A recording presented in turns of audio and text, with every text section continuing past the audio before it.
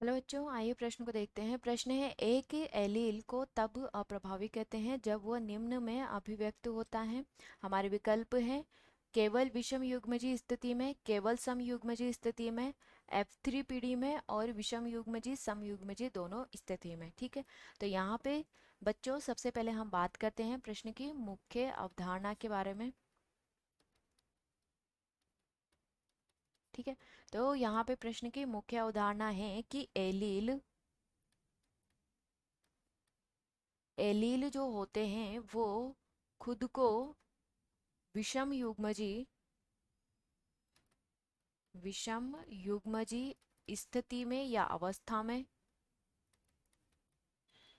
विषम युग्मजी अवस्था में कैसे होते हैं? अप्रभावी होते हैं। विषम युग्मजी अवस्था में अप्रभावी होते हैं। अप्रभावी होते हैं। ठीक है, जैसे कि उदाहरण के मैं बात करूं तो जैसे लंबे मटर के पौधे के लिए लंबे मटर के पौधे के लिए जो एलील होता है वो होता है कैपिटल टी स्मॉल टी। ठीक है, तो यहाँ पे जो स्मॉल टी है वो कैसा हो गया? अप्रभावी, जो अपना प्रभाव प्रकट नहीं करता है। वहीं दूसरी ओर मैं बात करूं कि जो अप्रभावी एलील होते हैं या कारक होते हैं, अप्रभावी कारक कारक सिर्फ समयुग्मजी अवस्था में समयुग्मजी अवस्था में अपना प्रभाव प्रकट करते हैं। अवस्था में प्रभाव प्रकट करते हैं यानी कि खुद को अभिव्यक्त करते हैं।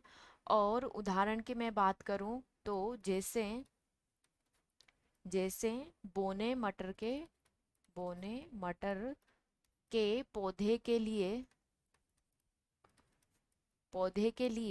ठीक है, तो एलील जो होता है वो स्मॉल टी होता है। ठीक है, तो यहाँ पे ये क्या हो जाता है? समयुग्मजी अवस्था है जो कि अप्रभावी कारक होता है, तो खुद को यहाँ पे अभिव्यक्त करता है। ठीक है, तो यहाँ पे विकल्प हमें क्या दिया हुआ है?